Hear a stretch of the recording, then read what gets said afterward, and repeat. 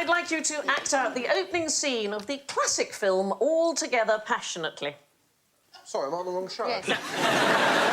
I'm happy to do it as long as I can go on top. I think you should speak to Josh. As long as you've got a cushion, I'm fine with it. Anybody know All Together Passionately? Great It's not film. ringing any bells. It is the Italian name, I will tell you, for a very famous film, Tutti insieme appassionatamente. I'll be honest, if anything, I'm further away from the answer. Yeah. OK, if I do this... Passion of the Christ. And I'm twirling around on top of an Austrian mountain. Oh, Sound of Music! Sound of Music! Sound It of is the Music. Italian name. There's no Italian phrase for the sound of music. Apparently that's what they called it, All Together Passionately. Oh, no. That sounds like a film you wouldn't watch on a train. Do you watch a lot of films on trains? Lots of them. You have Oh, to yes, be... because you don't fly, so you spend your life on a train. So you have to be very careful sometimes if you have a film with a bit of... Naughtiness. Naughtiness. Ooh. Yeah. You have to turn it to the window. Does anybody here cry at movies on planes that you wouldn't normally cry at? Like Paul Blart, Mall Cop? I mean, floods. Not even the movie, sometimes it's a credit card ad. Like, oh, my God, she lost her credit... Oh, she got it back. Oh, thank God. So many emotions to handle in one commercial. Well, here's the thing about The Sound of Music. It was so popular in South Korea when it was first released. One theatre owner in Seoul made the film shorter by cutting out all the musical numbers. He could show it more often. Do you know what? I've never seen it. Oh, Josh! Oh, really? Never? You never see the... You are 16 going on 17. Yeah, it's like that, but with a tune. And... Do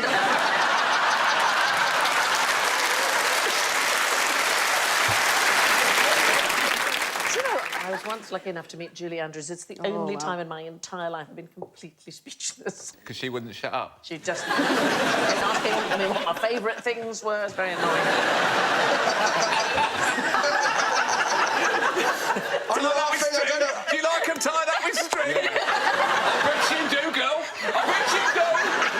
What's the deal? What's the female deal? Come on, leave me alone. I'll get the puppets out. Do you want to see the goat herd? It wasn't me singing. I'm Maria. I'll be back with you. I'm Maria. Shut up, Julie. God.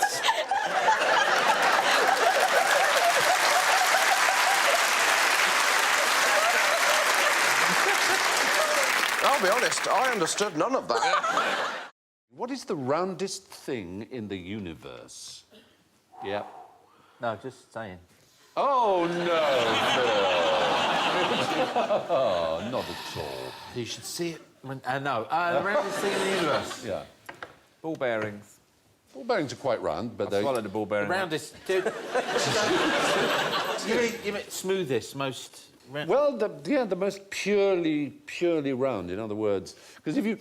Well... The Earth is thingy, is it squashed? It's not round. No, that's right, it's an oblate spheroid.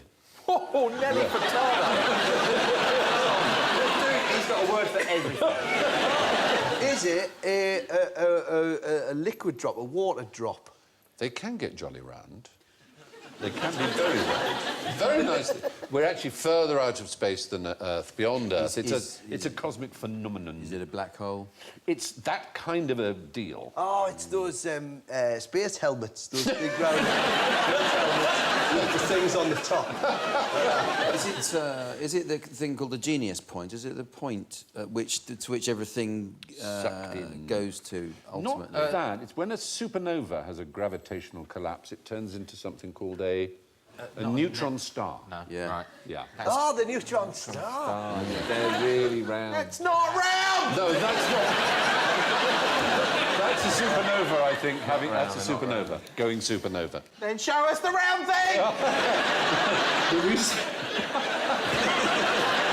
He's very upset, aren't you? Yes! It only has a diameter of about 15 miles or so, and there isn't one near enough for you to be able to see it with the naked eye. Have you ever noticed how we always have to take Stephen's word for it? But what's interesting is that if I had a thimbleful of a neutron star, it would weigh more than a mountain. Yeah, but you don't. Yeah. All right. Imagine how confused the old woman darning your socks would be if you had a thimble full of it. She was just trying to fix a hole, and, and there's all space and time coming out of a thimble. That's no way to treat the elderly. You're right. So you put a thimble down and no one could pick it up. No one at all. And when you've got a good cleaning lady, you want to hang on to them. You don't want to mess around. I'm leaving, Mr. D. Why? Well, because of all this space business with your thimbles. I don't like it. It might have double the mass of the sun, but it's only 15 miles across, roughly. And the highest mountain on it was 5 millimetres, so it is superbly round.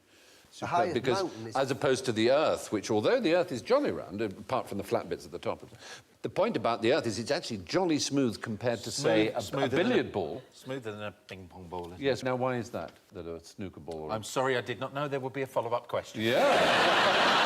Why is the Earth... If you were to scale up a snooker ball to the size of the Earth, the mountains and trenches would be hugely greater than our highest mountains or deepest trenches, i.e. the little pits that you can see when you examine a snooker ball closely, if scaled up to the size of the Earth, would be gigantic. So the Earth, in that sense... Have you read 1984? Hands up if you read 1984.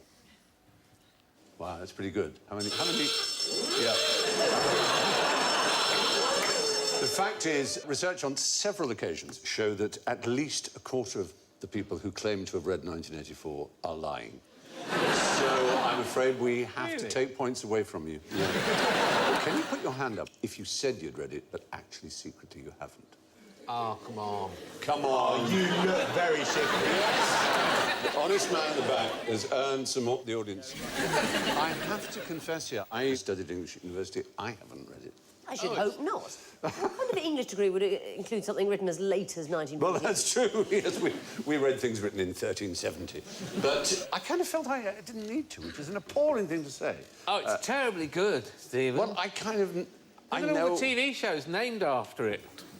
2, at least. Room 101 and Big Brother. Oh, that's Room 9. Oh, sorry. I know how it opens. It opens with the clock striking 13. I know the character's Really called good, Winston. and they made a film of it with John Hurt. Yeah. He It's called hard it to that. bother, isn't it, when there's a great film of a book? I was the same with A Muppet Christmas Carol. I feel it's been done. Why would you I know bother? what the turkey does in the story. What read it? It is a masterpiece of a film, it has to be said. I lie a lot to impress people. And I'll be honest now, I've never read The Hungry Caterpillar. I get so close to the end, and I get too emotional. I'm like, he's gonna die. He's overfed himself. I can't do it, and I stop.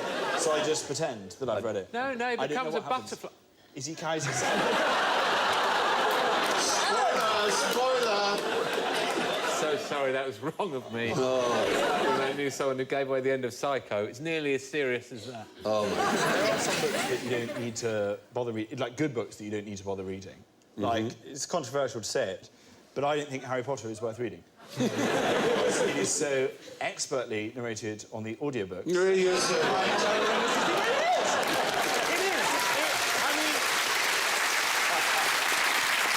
No, but I do, after I listen to the Harry Potter books, with you narrating them, everything in my life is narrated by Stephen Fry. All my thoughts, my internal monologue is now Stephen Fry's voice. Even the dirty thoughts are Stephen's voice. No, because it makes it acceptable. I had a sexual thought the other day, I put my hand in the air, I had a sexual thought about Camilla Parker Bowles. It didn't seem weird because Stephen was saying it to me. An Englishman and a Frenchman were drilling a tunnel under the channel. Who made sure they met in the middle? They all really dress like The Frenchman is called Philippe Creuset, and the Englishman is called Graham Fagg. And they did meet in the middle. I mean, they were like just like 300-odd millimetres out. I mean, it was extraordinary how accurate it was. But what would they use to know exactly Sonar, where I would they were? imagine. Shouting? Sonar. Not shouting, no. Just...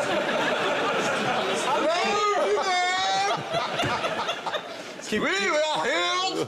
Oh, we've gone past you! We've gone past you! That's the worry. Coming back! So then they would just say, no, it's 2 tunnels. One Yes. We'll keep going, we'll keep going. Have you read Birdsong by Sebastian Indeed, Faulks? yes, It's all yeah. about tunnelling. The saps, yeah. It's a brilliant book. It is but a they would marvellous book. tunnel underneath the enemy trenches, Yeah. plant explosives, and then... but of course the other side were doing the same thing. So they would be... It's a brilliant novel. Yeah. They're in the tunnel and everyone has to be completely quiet and they can hear the Germans tunnelling. Yeah. And they think, are they going to let their bomb off? Are we going to let our bomb off? I can't... See how quiet it's gone? That's how good the book is. Yeah. Right. I'm not going to tell you what happens. Yeah. But it's really good. It is. Be a Scot, be an engineer. It wasn't a Scot, I'm come afraid on, to say. it You'd must have think been. it would be. Is that Superman up the top there? It is Superman. Well spotted. What's going on? Yeah. They were told to wear high-visibility clothing, and he did. Yeah. No, he came straight from a party the night before. I think he did. Obviously, it was some celebration there. That machine that they used, they had it at the side of the motorway for ages after they'd finished the tunnel. It had a large sign on the side of it, just said, "One careful owner." The French rather sweetly gave them names. Brigitte, Europa, Catherine, Virginie, Pascaline and Séverine, and they, after the tunnel, they dismantled them and rebuilt them and, you know, kept them. And the British didn't give them names, rather dully, and they made the machines burrow themselves into the ground where they just left them. Oh, that says it all, doesn't it? Oh. I'm ashamed. I'm faintly ashamed. So who did get them to meet in the middle? A German invented a machine to do it. And the machine is called a gyrotheodolite, because the problem is you can't know where you are underground because you can't use a compass because of the magnetic ore in... Or GPS. Or GPS, because you haven't got line of sight, obviously, with the... Turn left. Yeah. So it uses being a gyrotheodolite... Do a U-turn where possible. When possible. Yes. Please do a U-turn. You are under the sea. Yeah. But no, it was, what would a gyrotheodolite use to find out where you are or where north is? So gyro means? Revolving. Revolving. It's the rotation of the Earth. Ah. Feels that. So it can work out where north is. Oh, So why don't you just ask Superman? Yeah, you just ask Superman, who has a little place in the fact that North Superman's Pole. got a hard hat. Come on, you're the man of steel. Not too careful. Yeah. So it was a German invention. His name was Max Schuler. So they had one at each... What, the French had one of these machines and the British had one of these They machines? didn't meet halfway, however.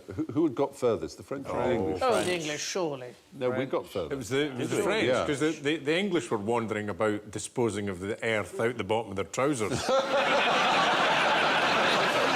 Making sure nobody could see. Just past the guy vaulting the horse, we'll be fine, come on. we got further. Yes, but not because the French were lazy and work shy. Well, they were talking to their machines, weren't they? Or My because beautiful machine. They had geological difficulties their end. Oh. We are Supposedly. experiencing geological difficulties at the moment, mon petit cher, but soon it will all be good. No, they're giving the names. Let's see English do the work. Yeah. Remind me, Stephen, of the German who made, what was it, a gyroscopic theodolite? Yes. Because I've got to say, a brilliant invention, but not a huge market. No, you're right. That's unfortunately true. There's just not enough tunnels being built there. They had sold two. Yeah. All going very well. We were hoping for sales of one, but they're selling two. There was a man called Colonel Barrog who could have used it in India when they were doing a tunnel for the railway there, and they missed, and he went home and shot himself. He was so ashamed. Did he hit? Yeah. What conclusion did the great biologist Stephen Jay Gould draw from a lifetime study of fish? Oh. Yeah. They haven't got any legs. Is that his lifetime study? Well, no, it wasn't his lifetime study of a fish. Yeah. He was, After a while, they smell. He's a bit thick, and he just stared at me, and they haven't got any legs.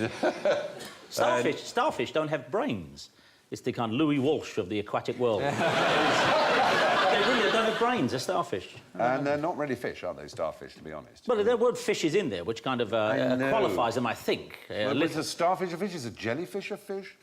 Well, yeah, but... cuttlefish a fish? Yes, is a horse crayfish? a horse. But the starfish... A crayfish is a lobster.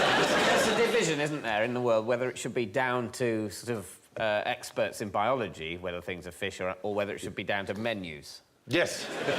Certainly, for example, a crayfish comes under fish in a menu. He looks like he's reading the sell-by date on that. He does, doesn't he? Stephen Jay Gould was very great. He's dead now. He's very great. He won a Nobel Prize. He was a paleontologist and an extraordinary biologist. And he came to a conclusion which is... They can feel no love. No, that they... that there is no such thing as a fish. A fish has no biological meaning. There is just... Well, that's so I'm absolutely right. Go with menus. On a menu it does. But in a menu, a fish is not the same as shellfish or seafood, is it? It often comes in the same bit and separate from pudding. Things that live in the sea. How can Fish and a pudding are different. How can something not be something? Something can't be not something, can it? But if you've created a something, then something has to be that something, otherwise you haven't created a something. So it has to be a fish if there is the idea of a fish in the first place. I swear there's a philosophy somewhere. Slow down, Plato. There's some sort of ontological argument going there, and of course, to us, that we use the word fish. But biologically speaking, a salmon is more related to, say, a camel than it is to a hagfish. Like, there are lots of things that fly, like a bumblebee flies, a vulture flies, and there are flying lizards. They're not all birds. No. But we call things that swim in the sea fish, and actually, biologically, evolutionarily, they have absolutely nothing to do with each other at all. So, after a lifetime study of fish, biologist Stephen Jay Gould concluded that there's no such thing as a fish.